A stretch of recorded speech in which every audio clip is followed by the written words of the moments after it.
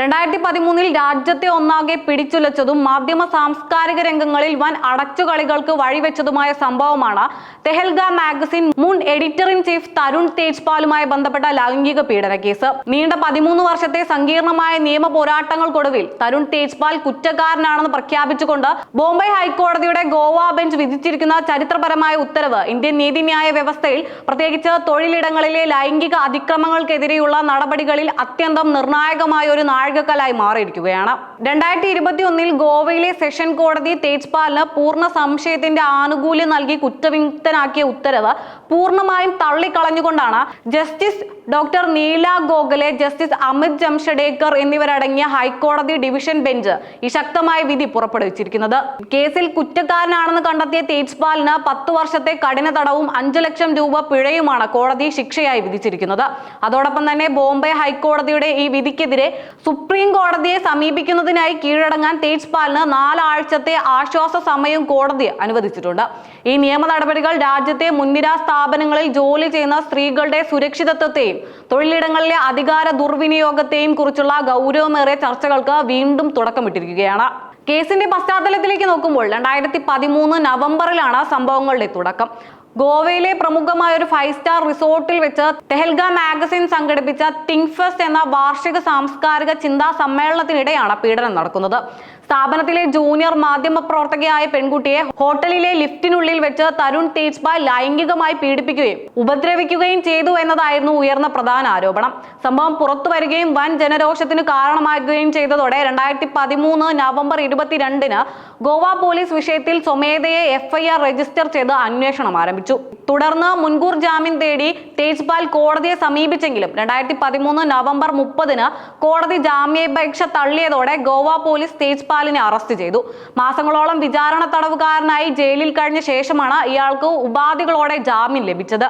തുടർന്ന് ഗോവയിലെ additional session കോടതിയിൽ നടന്ന ദീർഘമായ വിചാരണയ്ക്കൊടുവിൽ 2021 മെയ്യിലാണ് തേജ്പാലിനെ എല്ലാ കുറ്റങ്ങളിൽ നിന്നും ഒഴിവാക്കി കോടതി വിട്ടയച്ചത്.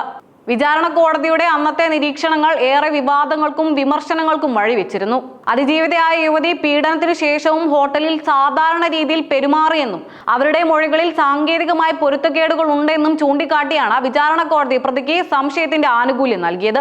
എന്നാൽ ഒരു അതിക്രമത്തിനിരയായ സ്ത്രീ കേസിനു ശേഷമോ സംഭവത്തിനു ശേഷമോ കൃത്യമായ ഒരു പ്രത്യേക രീതിയിൽ മാത്രമേ പെരുമാറാവൂ എന്ന തരത്തിലുള്ള മുൻവിധിയോടെ കോടതി കേസിനെ സമീപിച്ചത് തികച്ചും തെറ്റായ പ്രവണതയാണെന്ന് വ്യക്തമാക്കിക്കൊണ്ട് ഗോവ സർക്കാർ ബോംബെ ഹൈക്കോടതിയിൽ അപ്പീൽ നൽകുകയായിരുന്നു.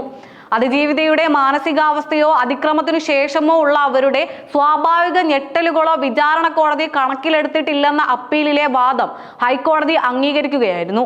ഹൈക്കോടതിയിലെ വിചാരണ വേളയിൽ പ്രോസിക്യൂഷനും പ്രതിഭാഗവും തമ്മിൽ അതിശക്തമായ നിയമ പോരാട്ടമാണ് നടന്നത്. ഗോവ സർക്കാരിന് വേണ്ടി ഹാജരായ സോളിസിറ്റർ ജനറൽ തുഷാർ മേത്തെ സ്ഥാപനത്തിലെ പരമോന്നത പദവിയിലിരുന്ന തേജ്പാൽ ഇരയാക്കപ്പെട്ട പെൺകുട്ടിക്ക് ഒരു പിതാവിന്റെ സ്ഥാനത്തുള്ള വ്യക്തിയായിരുന്നുവെന്നും സ്വന്തം മകളുടെ പ്രായമുള്ള കുട്ടിയോട് തനിക്കുള്ള അധികാരവും സ്വാധീനവും ദുരുപയോഗം ചെയ്ത് അതിക്രമം നടത്തുകയായിരുന്നുവെന്നും സമർത്ഥിച്ചു. ഒരു സ്ത്രീ വ്യക്തമായി എതിർപ്പ് പ്രകടിപ്പിച്ചാൽ അല്ലെങ്കിൽ നോ എന്ന് പറഞ്ഞാൽ അതിനർത്ഥം സമ്മതമല്ല എന്ന് തന്നെയാണെന്ന അർത്ഥമുള്ള നോ മീൻസ് നോ എന്ന പ്രധാന നിയമതത്വം വാദത്തിനിടെ ഉയർന്നു വന്നു. പെൺകുട്ടി ശക്തമായി എതിർത്തിട്ടും 2 ദിവസങ്ങളിലായി തേജ്പാൽ അതിക്രമം തുടർന്നു എന്നത് കുറ്റത്തിന്റെ വ്യാപ്തി വർദ്ധിപ്പിക്കുന്നു. കൂടാതെ സംഭവത്തിന് തൊട്ടു പിന്നാലെ ഇരയോട് ക്ഷമാപണം നടത്തിക്കൊണ്ട് തേജ്പാൽ അയച്ച ഔദ്യോഗിക മെയിലുകളിൽ അദ്ദേഹത്തിന്റെ കുറ്റസമ്മതത്തിനുള്ള നേരിട്ടുള്ള തെളിവായി കോടതി വിലയിരുത്തി. അതേസമയം പ്രതിഭാഗം അഭിഭാഷകൻ ആബാദ് പോണ്ടെ വിചാരണ കോടതിയുടെ കണ്ടെത്തലുകളെ ശരിവെക്കാനാണ് ശ്രമിച്ചത്. CCTV ദൃശ്യങ്ങളും ഇരയുടെ മൊഴിയും തമ്മിൽ വ്യത്യാസങ്ങളുണ്ടെന്നും തേജ്പാൽ അയച്ച ഇമെയിൽ സ്ഥാപനത്തിനുള്ളിലെ തെറ്റിദ്ധാരണകൾ പരിഹരിക്കാനുള്ള ശ്രമമായിരുന്നുവെന്നും ലൈംഗികാനുമതി ലഭിച്ചുവെന്ന രീതിയിലുമാണ് വാദിച്ചത്. തേജ്പാലിന്റെ നിലവിലെ പ്രായവും കുടുംബ സാഹചര്യങ്ങളും കണക്കിലെടുത്ത് ശിക്ഷയിൽ ഇളവ് വേണമെന്നും പ്രതിഭാഗം ആവശ്യപ്പെട്ടു. എന്നാൽ ഈ വാദങ്ങളെല്ലാം തള്ളിക്കളഞ്ഞ ബോംബെ ഹൈക്കോടതി തരുൺ തേജ്പാലിനെ ഇന്ത്യൻ ശിക്ഷാ നിയമത്തിലെ വിവിധ ഗുരുതരമായ വകുപ്പുകൾ പ്രകാരം കുറ്റക്കാരനായി കണ്ടെത്തിയിരിക്കുന്നു. വിശ്വസ്ത സ്ഥാനവും അധികാരവും ദുരുപയോഗം ചെയ്ത് ബലാത്സംഗം നടത്തിയതിനും ലൈംഗികാതിക്രമത്തിനും സ്ത്രീയെ ബലമായി വസ്ത്രാധിക്ഷേപത്തിന് ഇരയാക്കാൻ ശ്രമിച്ചതിനുമുള്ള വിവിധ വകുപ്പുകൾ പ്രകാരമാണ് കോടതി ശിക്ഷ വിധിച്ചത്.